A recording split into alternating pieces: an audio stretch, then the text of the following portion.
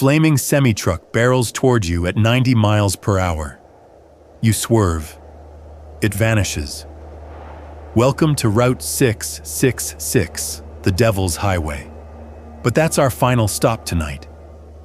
First, you need to understand how 3 of America's most haunted roads became hunting grounds for the dead. Because what drivers see out there? It's not random. Every ghost has a story, and tonight you're going to hear them all. In New Jersey, a phantom boy lures drivers to their deaths on a road where a mob hitman dumped over 100 bodies. In Mississippi, a lighthouse keeper's daughter still searches for her father 150 years after a hurricane tore them apart. And on the Devil's Highway, the US government literally changed the road's name to stop the deaths. Today, we're not just telling ghost stories. We're peeling back the layers of myth to dig into the real-life events, the heartbreak, the violence, the sheer human will that turned these quiet American roads into paranormal hotspots. We're getting behind the wheel and driving America's ghost roads to uncover the true stories hiding just beneath the pavement. Our first stop, Clinton Road, New Jersey.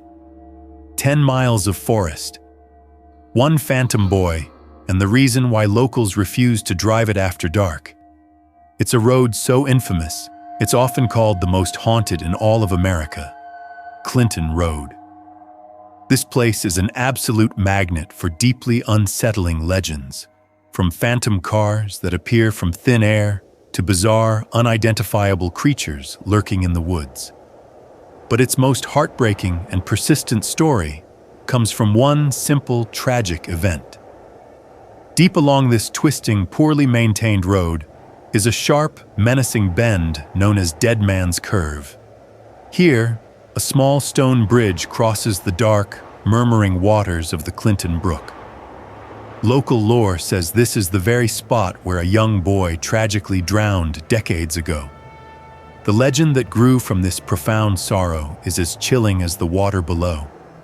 It's said that if you go there at night and toss a coin over the side of the bridge, the ghost of the boy will throw it right back to you. While the coin-tossing ghost is the most famous tale, it's far from the only echo of tragedy that stains this road. Clinton Road's profound isolation has made it a place where reality is often much darker and more terrifying than any ghost story.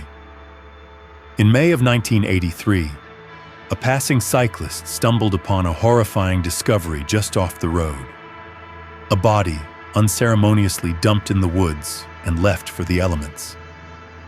It was later identified as a victim of the notorious contract killer Richard the Iceman Kuklinski, who used the desolate, unpoliced area as his personal disposal ground. This one grim, confirmed discovery cemented the road's sinister reputation, blurring the line between urban legend and brutal fact. And then there are the phantom vehicles. Drivers report being aggressively tailgated by a mysterious black pickup truck that appears out of nowhere, its headlights blinding them, riding dangerously close, then vanishing completely, leaving them alone on the dark road.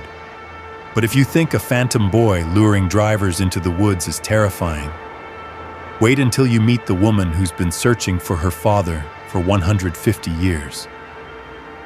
Because our next road, it doesn't just have ghosts. It has a lighthouse keeper's daughter who refuses to accept that death means goodbye. And what she does to drivers who pass her on Highway 90 in Mississippi will make Clinton Road look like a Sunday drive. Let's head south. Our next journey takes us down to the sun-bleached, salt-sprayed coast of Mississippi. Here, standing defiantly in the very median of US Highway 90, is the iconic Biloxi Lighthouse. Built all the way back in 1848, this historic cast-iron tower has survived the Civil War and dozens of devastating hurricanes, making it a powerful symbol of the Gulf Coast's resilience. But the violent storms it has weathered aren't the only reason it's famous. It's also home to one of the most enduring and beautiful ghost stories of the Mississippi Sound. The legend speaks of a phantom blue light that local fishermen, for over a century, have called the firewater ghost.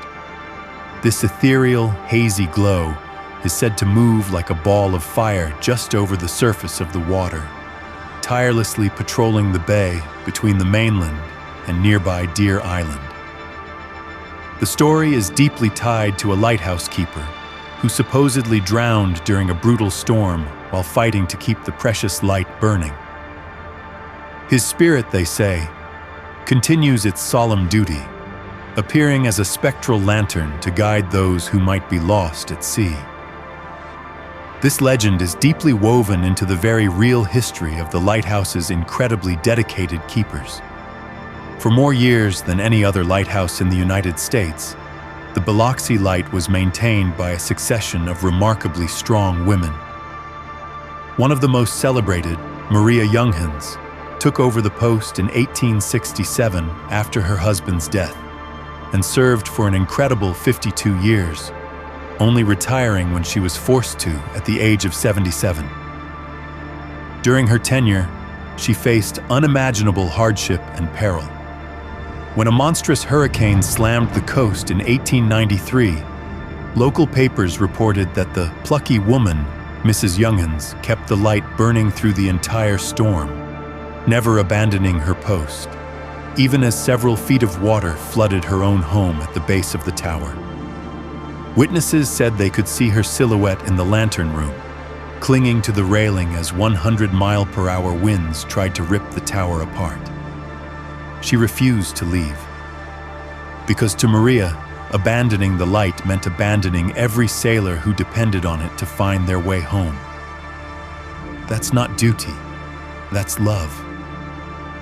It's the unbreakable spirit of keepers like Maria and her predecessor, Mary Reynolds, who also heroically kept the light burning through a hurricane in 1860, that fuels this legend.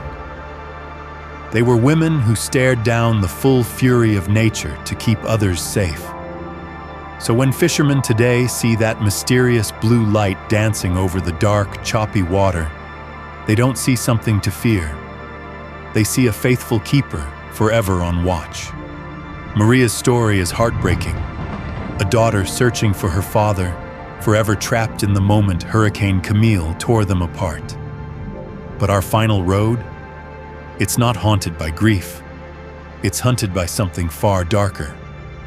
Because Route 666, the Devil's Highway, wasn't just named after evil, it earned that name.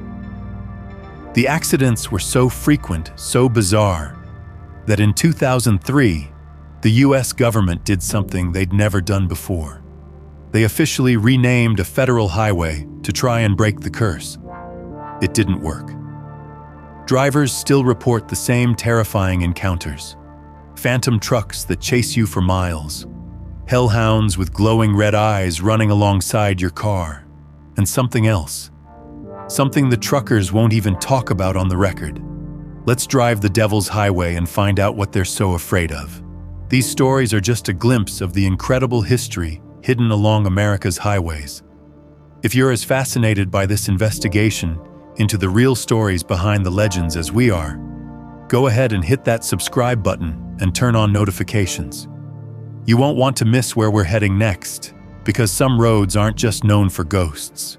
They're known for demons.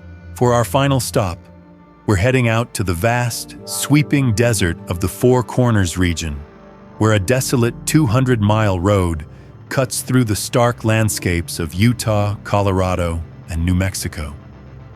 For decades, this highway had a much different, much more sinister name: US Route 666. Its ominous number, combined with a shockingly high number of fatal accidents, earned it the chilling nickname, the Devil's Highway. The legends here are just as dark as you'd expect from a road with such a name. For years, drivers have reported all sorts of terrifying paranormal phenomena. The most frightening are the tales of hellhounds, massive supernatural dogs with glowing red eyes that are said to materialize out of the desert darkness. They reportedly chase cars at impossible speeds, slashing at the tires with their claws, trying to send drivers careening off the road into a fatal crash.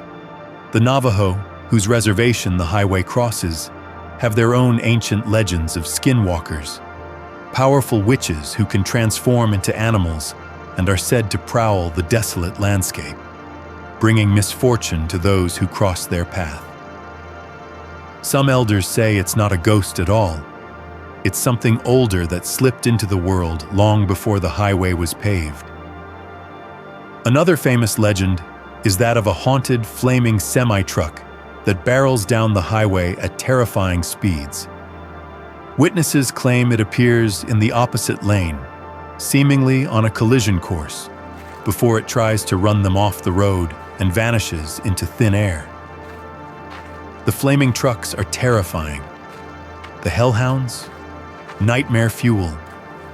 But they're not what made Route 666 the most dangerous highway in America. Because there's one more thing drivers report. Something that doesn't just scare you, it follows you home. Truckers call it the passenger, and once it gets in your vehicle, you can't get it out. Some drivers have abandoned their rigs on the side of the road rather than continue with it in the cab. Others have driven straight to churches, refusing to stop until they reach holy ground. What is the passenger? And why does it only appear on this specific stretch of highway? The answer takes us back to the Four Corners, to the indigenous legends that existed long before Route 666 was ever paved. The road's sinister reputation even bled into pop culture, with the infamous highway being featured in the 1994 film Natural Born Killers. And as if that weren't enough, drivers have also reported harrowing run-ins with a mysterious, menacing black sedan that will tailgate and harass them, its driver unseen, only to disappear as if it were never there. The scariest part? The highway's cursed reputation wasn't just talk. For years, the road was a legitimate death trap. In the early 2000s, it was still considered one of the most dangerous roads in the entire country. While many terrified travelers blamed a supernatural curse for the high fatality rate, the reality was more mundane, but no less deadly. The road was poorly designed, badly maintained, and simply couldn't handle the amount of traffic it was seeing. The stigma got so bad that in 2003, officials officially renamed the highway US Route 491. Almost immediately, the old collectible Route 666 signs were stolen by souvenir hunters. After the name change, the road received some much-needed funding and safety upgrades, and the accident rate finally started to fall. But the legends, they persist. Even with a new, innocuous number, travelers still talk about a chilling presence out there in the desert, of phantom vehicles and shadowy figures that flicker at the very edge of their headlights. The Devil's Highway may have changed its name, but it hasn't forgotten its history.